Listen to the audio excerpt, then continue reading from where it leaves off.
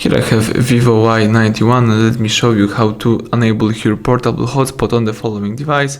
So all you need to do right now is open the settings. Then from the list of settings, let's choose here the personal hotspot and let's enable the Wi-Fi hotspot by using that switcher. So you can use the data limit per use. In my case, let me use 20 megabytes. You can also here configure the hotspot by choosing the network name, security type and the password.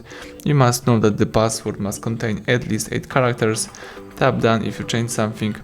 Here you can also change number of connection allowed and use some sharing method. It could be, for example, Bluetooth.